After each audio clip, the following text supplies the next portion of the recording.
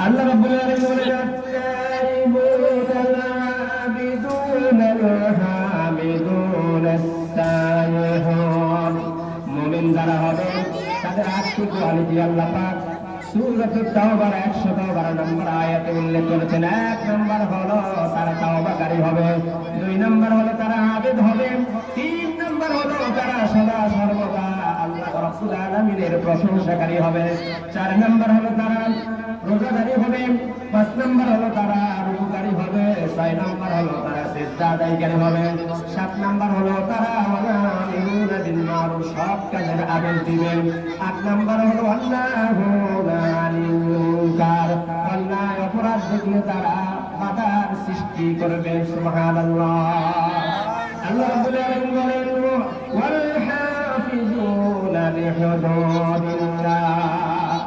যারা আল্লাহর এই বিধানগুলো, আল্লাহর এই ওয়াদাগুলো, আল্লাহর এই হুদুদুল্লাহকে যথাযথভাবে হেফাজত করবে। আল্লাহ রাব্বুল আলামিন বলেন ওয়াবাশশিরিল মুমিনিন, ওই মুমিনদেরকে জান্নাতুল ফিরদাউসের সুসংবাদটা দিয়ে দাও। সুবহানাল্লাহ। সূরাতুত তাওবা, এই সূরার সর্বশেষ যে আয়াতটি, আমি একটু ফজিলত বর্ণনা করি। এই সূরার সর্বশেষ যে আয়াতটি ফাইন তাওয়াল্লাউ ফাকুল হাসবিয়াল্লাহু লা ইলাহা ইল্লা হু আলাইহি তাওয়াক্কালতু ওয়া হুয়া রাব্বুল আরশিল আযীম। এই সূরার শেষ আয়াত যেটা, সেটার ভিতরে আছে ফাইন তাওয়াল্লাউ ফাকুল হাসবিয়াল্লাহ।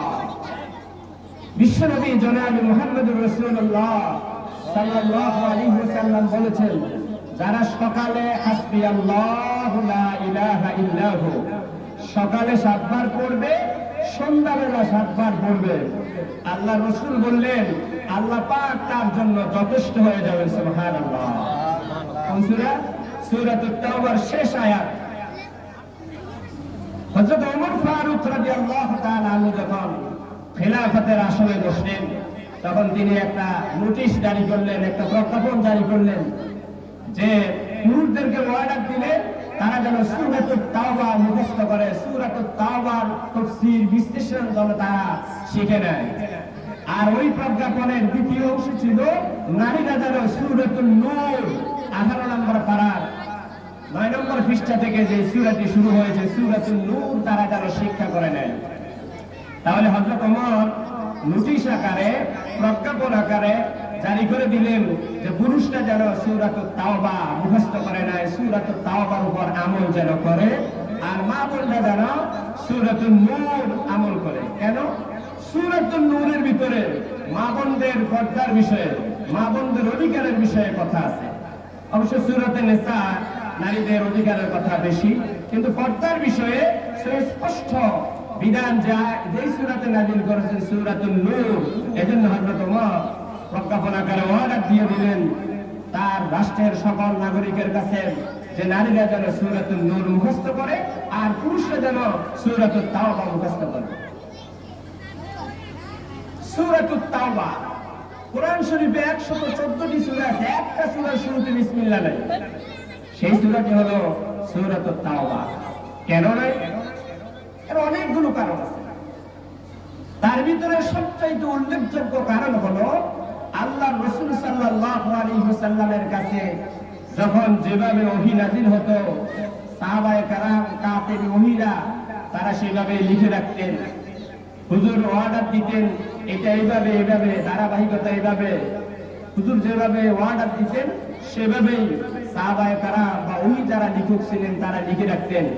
কিন্তু এই সূরার বিষয়ে হুজুরের জীবদ্দশায় এই সূরার বিষয়ে বিসমিল্লাহ লিখতে বলেন নাই বিদায় কোরআন সংকলন যারা করেছেন, কোরআন সংকলনকারী যে কমিটি, সেই কমিটিও এই সূরার শুরুতে বিসমিল্লাহ লিপিবদ্ধ করেন নাই। তবে কেউ যদি প্রথমে এই সূরার শুরু থেকে শুরু করে, কোরআন শরীফ পড়তে বসছে, প্রথমে সূরাতুত তাওবা প্রথম আয়াত থেকে শুরু করে, তাহলে বিসমিল্লাহ পড়ে শুরু করবে। কিন্তু ধারাবাহিকভাবে এর আগের যে সূরাতুল আনফাল, সেই সূরাতুল আনফাল শেষ করার সাথে সাথে সূরাতুত তাওবা পড়ার জন্য আলাদা বিসমিল্লাহ পড়তে হবে না। সূরাতুত তাওবার সবচেয়ে উল্লেখযোগ্য শিক্ষা হলো জিহাদের শিক্ষা। কেন? মুসলিম রাষ্ট্রের নিরাপত্তার জন্য জিহাদ ফরজ। এই জিহাদ যদি মানুষ করে যায়, তখন মুসলিম রাষ্ট্র, মুসলিম স্টেট তারা তাদের সার্বভৌমত্ব রক্ষা করতে পারবে না। এই জন্য জিহাদ সংক্রান্ত, জিহাদের বিষয়ে, জিহাদের উৎসাহ দেওয়ার জন্য আল্লাহ পাক সূরাতুত তাওবা নাযিল করেছেন। এই সূরাটি মদিনা শরীফে নাযিল হয়েছে। এই সূরার আয়াত সংখ্যা 129। এই সূরার যে শেষ আয়াত, এই আয়াতের একটা মুআজিজা আছে। হযরত খুযাইমা রাদিয়াল্লাহু তাআলা আনহু নামক একজন সাহাবী হুজুরের দরবারে, হুজুরের খুব কাছের সাহাবী ছিলেন। কি নাম বলছিলাম? হযরত খুযাইমা। এই খুযাইমা রাদিয়াল্লাহু তাআলা আনহু থেকে সর্বশেষ সূরা তাওবার 128 এবং 129 এই দুটো আয়াত কোন সাহাবীর কাছে পাওয়া যায় নাই, শুধুমাত্র হযরত খুযাইমা রাদিয়াল্লাহু তাআলা আনহুর কাছে পাওয়া গিয়েছে।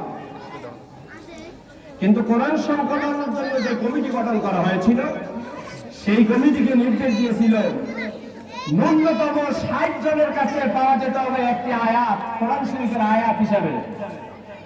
এই যে এই ছেলেরা,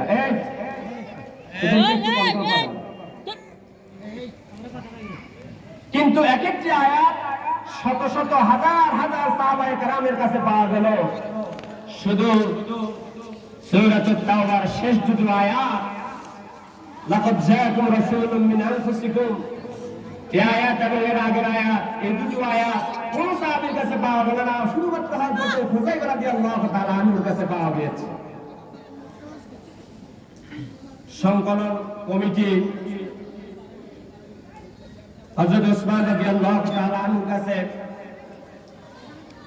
যখন ঘটনাটা পেশ করলেন, যে আয়াতটি তো আপনি বলেছেন ন্যূনতম 60 জন সাহাবায়ে কেরামের কাছে পাওয়া যেতে হবে, কিন্তু এই আয়াতটি মাত্র 2 জন সাহাবীর কাছে, মাত্র একজন সাহাবীর কাছে পাইলাম। এখন এটাকে কোরআন শরীফের আয়াত হিসেবে আমি কি সংকলন করব? আমার ভাইরা, আল্লাহর হাবিব যখন জীবিত ছিলেন, মসজিদে নববীতে সাহাবায়ে কেরামদেরকে তালিম দিচ্ছেন। একজন ইহুদি এসে বলল, মুহাম্মদ, গতকাল সন্ধ্যায় মদিনার বাজার থেকে তুমি ওট ক্রয় করেছ। যেই ব্যক্তির কাছ থেকে তুমি ওটটা ক্রয় করলে সে আর কেউ নয়, সে আমি। আমার ওটের টাকাটা তুমি না দিয়ে চলে আসছ, জলদি করে আমার ওটের টাকাগুলো তাড়াতাড়ি পেমেন্ট দেয়া দাও। কিং কর্তব্য বিমূঢ় তিন ফতর নীরবতা অবলম্বন করল। সকল সাহাবায়ে কেরাম হুজুরের চেহারার দিকে তাকিয়ে রইলেন। হুজুরের চেহারা লাল বর্ণ হয়ে গেল। কি বলে, এতগুলো সাহাবায়ে কেরামের সামনে আমাকে লজ্জা দিল, আমার কাছ থেকে ওটের টাকা পাইবে, অথচ আমি তার ওটের টাকাটা পেমেন্ট করে দিয়ে আসলাম। পিছন থেকে হযরত খুযাইমা রাদিয়াল্লাহু তাআলা আনহু মজলিসে উপস্থিত ছিলেন। খুযাইমা দাঁড়িয়ে গেল, দাঁড়িয়ে বলল, ইয়া রাসূলুল্লাহ, আপনি যে গতকালকে মদিনা শরীফের বাজার থেকে উট ক্রয় করলেন, উটের টাকা পেমেন্ট করেছেন, আমি নিজেই সাক্ষ্য দিচ্ছি আপনি উটের টাকা পেমেন্ট দিয়ে উটটা ক্রয় করেছেন। সাহাবায়ে কেরাম এবার হুজুরের চেহারার দিকে তাকিয়ে রইলেন। হুজুরের চেহারা হাস্যোজ্জ্বল হয়ে গেল। ওমর বলতেছে, হুজুর পারমিশন দেন, এই ইহুদির একটু সাইজ করে দেই। হুজুর বললেন, থামো। ইহুদি এবার লজ্জিত হয়ে চলে গেল। খুযাইমাকে কাছে ডাকলেন, খুযাইমা, আমি যখন উটটা ক্রয় করি তখন তো তুমি আমার পাশে ছিলে না, আমার কাছে ছিলে না, কেমনে রে খুযাইমা বললা? আমি ইহুদির টাকাটা পেমেন্ট করে দিয়েছি, ইহুদির টাকাটা দিয়ে দিয়েছি।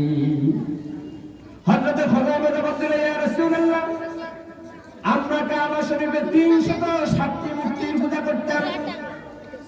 জান্নাত জাহান্নাম কাকে বলে আমরা চিনতাম না।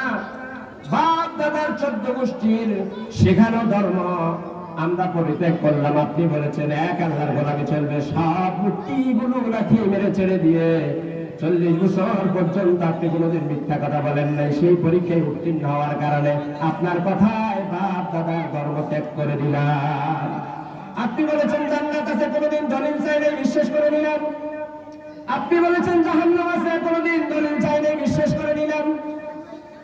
তাহলে এত বড় বড় বিষয় যদি বিশ্বাস করতে পারি, ছোট্ট একটা মুদ্রা, কয়েকটা মুদ্রা ওটের দাম, ওই ওটের দামটা পরিশোধ করেন নাই, আপনি যদি করেন নাই, এটা আমি কোথায় না বিশ্বাস করতে পারি না। আমি বিশ্বাস করি আপনি ওটের টাকা পুরোটাই দিয়ে এসেছেন। সুবহানাল্লাহ।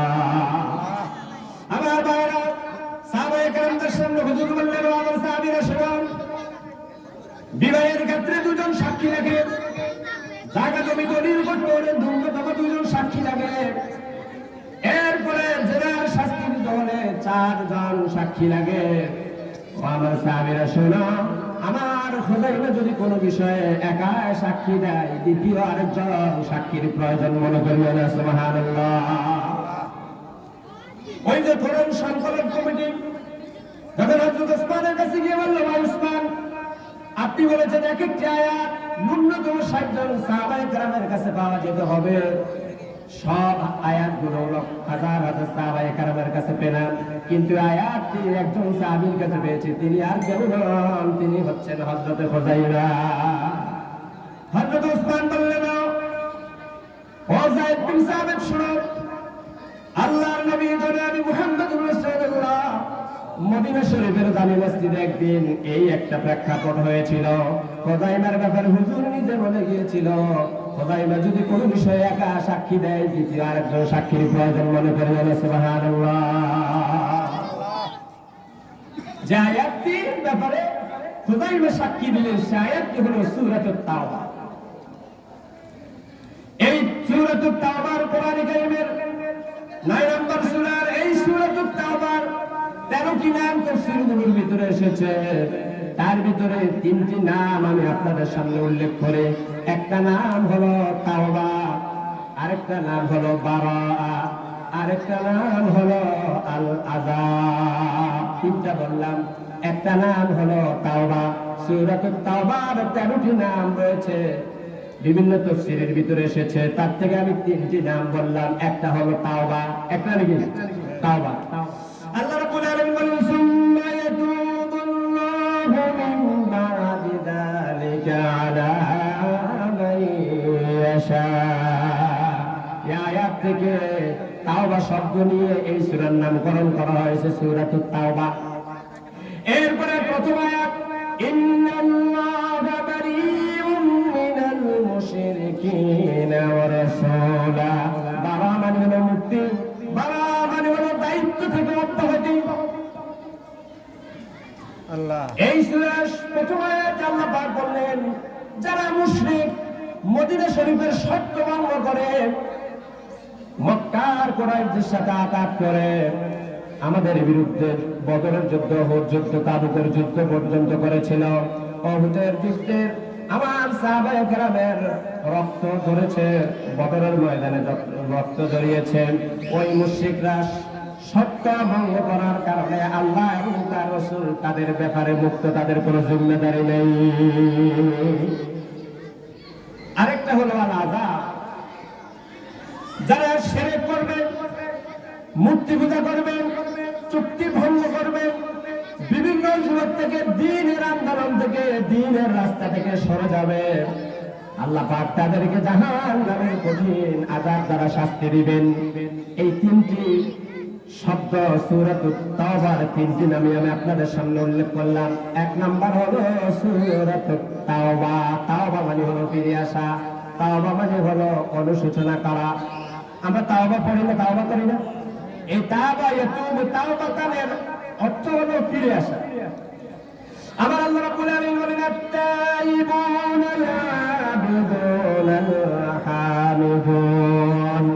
সূরাতুত তাওবার 112 নম্বর আয়াতে মুমিনের যে 8টি কোয়ালিটি বর্ণনা করেছেন, সে 8টির 1 নাম্বার হলো মুমিন তাওবাকারী হবেন। আত-তাইবুন, আত-তাইবুন বারবার তাওবা করবেন। তাওবা এত বড় একটা গুরুত্বপূর্ণ জিনিস। তাওবা আল্লাহ পাক যার কবুল করবে, বিশ্বনবী বলেছেন, আত-তাইবু মিনাজ যামবি কামান লা যামবা লা। তাওবা কবুলকারী মানুষ এমন যেন সে কোনোদিন গুনাহ করে নাই। তাওবা জান্নাতের দরজা কয়টা? জান্নাত কয়টা? কয়টা জান্নাত? আপনারা কথা বলবেন না, জান্নাত কয়টা? 8টা। এখানে মুমিনের কোয়ালিটি বর্ণনা করেছে কয়টা? 8টা। 1 নম্বর কোয়ালিটি হলো কি? তাওবা। আমার ভাইরা, তাওবা এত গুরুত্বপূর্ণ জিনিস। কাবা শরীফের যে গিলাফ রয়েছে, স্বর্ণের সুতা দিয়ে কাবা শরীফের গিলাফ অঙ্কিত আছে, কালো গিলাফের উপরে স্বর্ণ দিয়ে অঙ্কিত আছে। আপনারা যারা সৌদি আরবে গিয়েছেন দেখেছেন, রুকনি ইয়ামানি থেকে হাজরে আসওয়াদ পর্যন্ত এই সাইডে যে আয়াতগুলো লিখিত আছে, সেখানে একটি আয়াত লিখিত রয়েছে। সেই আয়াতটি হলো তাওবার ব্যাপারে, ওয়া ইন্নী লাগাফফারুন লিমান তাবা। সুবহানাল্লাহ। তাহলে কাবা শরীফের যে গিলাফ, এই গিলাফে কোরআন শরীফের অনেকগুলো আয়াত রয়েছে। তার ভিতরে তাওবার বিষয়ে যে আয়াতটি রয়েছে সেটা হলো রুকনি ইয়ামানি থেকে হাজরে আসওয়াদ পর্যন্ত এই সাইডে যে আয়াতটি রয়েছে, সেই আয়াতটি হলো তাওবার বিষয়ে। আমার ভাইরা, হযরত ওমর রাদিয়াল্লাহু তাআলা আনহু খেলাফতের দায়িত্ব গ্রহণ করার পরে রাত্রির বেলা তিনি প্রজাদের অবস্থা স্বচক্ষে সরেজমিনে দেখার জন্য যেতেন। একদিন তিনি অন্ধকার কালো রাত, গাঢ় রাত্রে তিনি সাহাবায়ে কেরামদেরকে বললেন, আমার পিছনে তোমরা যারা আছো, একজন বলো তো কোরআন শরীফের সবচাইতে ভয়ঙ্কর আয়াত কোনটি? একজন সাহাবী জবাব দিলেন, ومن يعمل مثقال ذرة خيرا يره ومن يعمل مثقال ذرة شرا يره। কোরআন কারীমের সবচেয়ে হতাশাব্যঞ্জক ভয়ানক আয়াত হলো ওই আয়াত। আল্লাহ রাব্বুল আলামিন বলেন, কেউ যদি যারা পরিমাণ নেক কাজ করে তাও সে হাসরের ময়দানে দেখতে পাবে। কেউ যদি যারা পরিমাণ সরিষার দানা পরিমাণ ভালো কাজ করে তাও সে দেখতে পাবে। হযরত আবু সাঈদ খুদরী রাদিয়াল্লাহু তাআলা আনহু বলেন, হুজুর, এই যদি অবস্থা হয়, আমি কত ছোট ছোট গুনাহ করেছি, ওগুলো যদি হাসরের ময়দানে আমি দেখি, আমার গুনাহগুলো দেখি তো আমার ওখানে আরেকটা মাউত হয়ে যাবে। সুবহানাল্লাহ। এবার হযরত ওমর বললেন, কোরআন কারীমের সবচেয়ে আশাব্যঞ্জক আয়াত কোনটি একটু বলো। হযরতে ওমর ফারুক রাদিয়াল্লাহু তাআলা যখন বললেন, তখন ওই পিছন থেকে একজন সাহাবী জবাব দিলেন, কুলিয়া ইবাদিয়াল্লাযীনা আসরাফু আলা আনফুসিহিম লা তাকনাতু মির রাহমাতিল্লাহ। পিছন থেকে একজন সাহাবী জবাব দিলেন, কোরআন কারীমের আয়াতটি আশাব্যঞ্জক।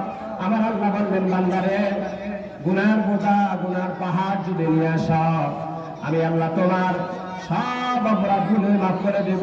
বান্দা নৈরাশ হয় না, মায়ুস হয় না, আমার প্রতি আশার ভরসা রাখো। সুবহানাল্লাহ। বান্দা, তুমি যদি গভীর রজনীতে তাওবা করো, তোমার তাওবা কবুল করে তোমার যাবতীয় গুনাহ খাতাগুলো আমি আল্লাহ মাফ করে দেব। সুবহানাল্লাহ। আমার ভাইরা, আরেকটা ঘটনা মনে পড়ে গেল তাওবার বিষয়ে। মক্কা বিজয়ের আগে ওয়াহশী নামক একজন টাটকা কাফির ছিল। ইসলাম কবুল করার আগে যেই কয়জন অস্ত্রবাজি করত, তার ভিতরে একজন ছিল ওয়াহশী। বদর যুদ্ধে হুজুরের চাচা হামজাকে সে নিজে হত্যা করেছে, নিজে শহীদ করেছে। তাতে ক্ষান্ত হন নাই, হুজুরের চাচার কলিজাটা বের করে চাবায়া চাবায়া সে খেয়েছে। নাউজুবিল্লাহ। মক্কা যেদিন বিজয় হয়ে গেল, সব কাফেরগুলো পালাইতে আছেন, ওয়াহশী তিনিও পালাইতে আছেন। আল্লাহর নবীর এক সাহাবীর সাথে সাক্ষাৎ হওয়ার পরে বলল, ওয়াহশী কই যাও? বলে, তোমার কাছে কি খবর নাই? আব্দুল্লাহর পুরা মক্কা বিজয় করেছে, এখন কচু কাটা করা হবে, পাইকারীদের হত্যা করা হবে, আমরা চলে যাই। আল্লাহর নবীর ওই সাহাবী বললেন, না না, যত অপরাধ করো আল্লাহর নবীর কাছে গিয়ে সারেন্ডার করে ঈমান আনো, হয়তো আল্লাহ পাক তোমার সব অপরাধ মাফ করে দিবেন। ওয়াহশী হুজুরের কাছে আসলেন, বললেন, ইয়া রাসূলুল্লাহ, আমি ইসলাম কবুল করতে চাই, আমাকে কোরআন শরীফের আয়াত দিয়ে গ্যারান্টি দিতে হবে আমি যে বড় বড় অপরাধগুলো করেছি আমার অপরাধগুলো আল্লাহ পাক মাফ করবে কিনা। আল্লাহ রাব্বুল আলামিন আয়াত নাযিল করলেন আল্লাযীনা লা ইয়াদুনা মা'আল্লাহি ইলাহান আখারা ওয়া লা ইয়াকতুলুনা আন-নাফসা আল্লাতী হারামাল্লাহু ইল্লা বিল হাক্কি ওয়া লা ইয়াজনুন ওয়া মান ইয়াফআল যালিকা ইয়ালকা আসামা। আল্লাহ আয়াত নাযিল করলেন যারা আল্লাহর সাথে অন্য কাউকে শরীক স্থাপন করে, শিরক করে, জিনা করে, এই অপরাধ যারা করে আল্লাহ পাক তাদেরকে মাফ করবেন না। আয়াত নাযিল হলো। ওয়াহশী বলল হুজুর আমি আপনার কাছে চাই না, আমাকে আয়াত দিয়ে গ্যারান্টি দেন। কিন্তু যে আয়াত নাযিল হলো সে আয়াতের ভিতরে এসেছে যারা শিরক করে, জিনা করে, মানুষ হত্যা করে। হুজুর তিনি অপরাধটাই আমার কাছে আছেন। আমি কতবার জিনা করেছি, কত নারীর ইজ্জত লঙ্ঘন করেছি আমার জানা নাই, কত মানুষকে হত্যা করেছি তাও আমার জানা নাই।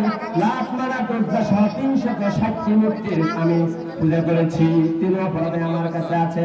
আমার লাভটা হবে কি আমি তারই না জানতে পারলাম না।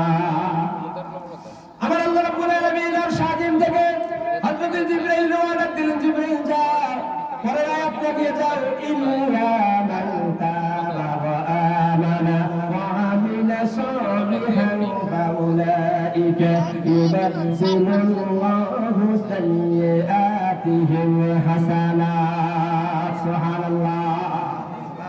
পরের আয়াত আল্লাহ পাক নাযিল করলেন ও নবী ওয়াহশী আপনার কাছে যেই প্রশ্ন করেছে তার জবাব দিয়ে দেন। তবে যারা জিনা করার পরে, মানুষ হত্যা করার পরে, শিরক করার পরে ঈমান আনবে, তাওবা করবে, আমল সালেহ করবে, আল্লাহ পাক তার তাওবাটা এমন ভাবে কবুল করবেন তার পূর্বের অপরাধগুলোকে আল্লাহ নেকিতে পরিণত করে তার আমলনামায় যোগ করে দিবেন। সুবহানাল্লাহ। ওয়াহশী কাফির হলে এত বড় পণ্ডিত, আরবি ব্যাকরণ ভালো জানত, সে বলতে মান তাবা আল্লাহ পাক ব্যবহার করেছেন। তাবা মানে হলো মান তাবা, যাদেরকে আল্লাহ চাইবেন তাদেরকে ক্ষমা করবেন। আল্লাহ তো কোরআন শরীফের আরেক জায়গায় বলছেন ইন্নাল্লাহা লা ইয়াগফিরু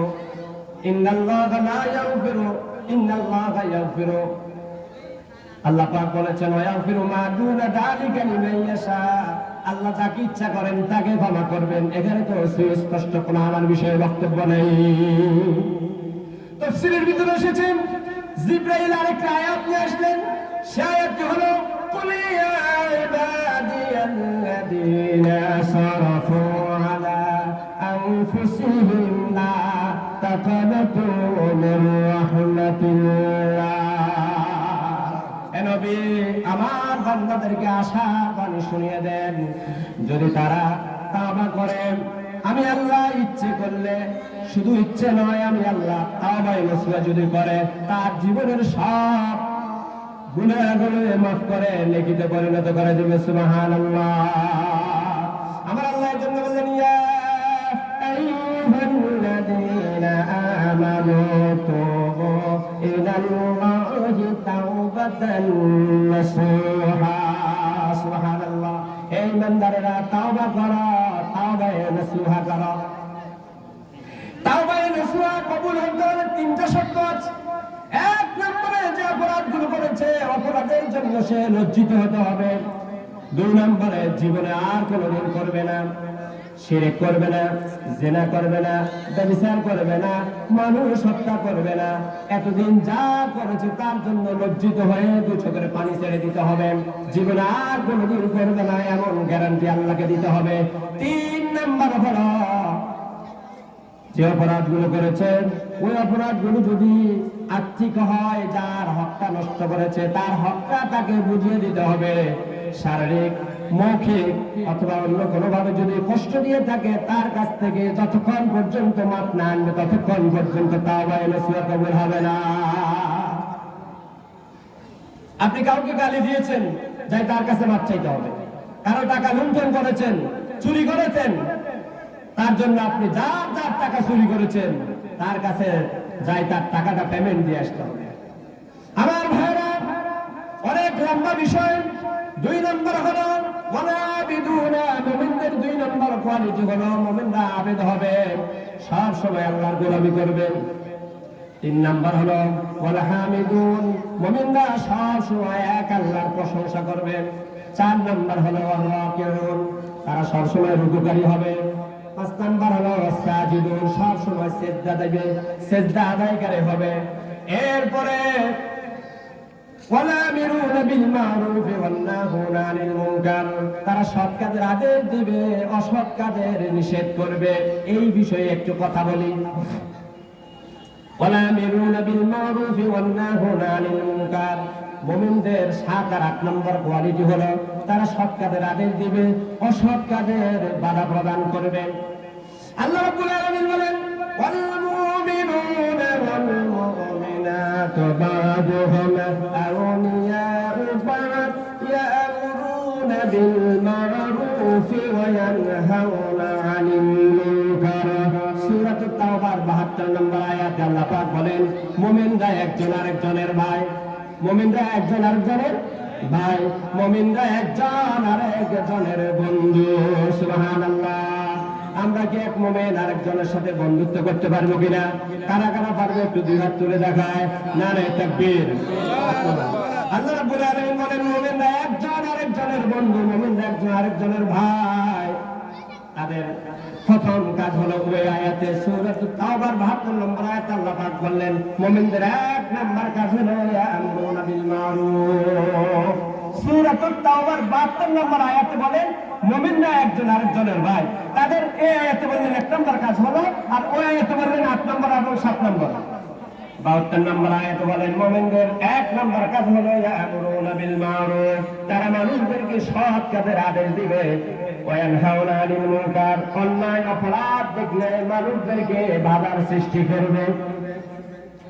এরপর আল্লাহ রাব্বুল আলামিন 17 নম্বর পারার 16 নম্বর পৃষ্ঠায় বললেন আল্লাযীনা মাক্কান্নাহুম ফিল আরদি আকামুস সালাতা ওয়া আতাউস যাকাতা ওয়ান নাহুনা আনিল মুনকার। আল্লাহ রাব্বুল আলামিন বলেন কেউ যদি মুসলমান হয়, মুসলমানরা যদি রাষ্ট্রীয় ক্ষমতায় থাকে, তার জন্য মৌলিক কাজ হলো 4টা। বাংলাদেশে কি মুসলমান না অমুসলমান? বাংলাদেশে 53 বছর ক্ষমতায় কি মুসলমানরা ছিল না মুসলমানরা ছিল?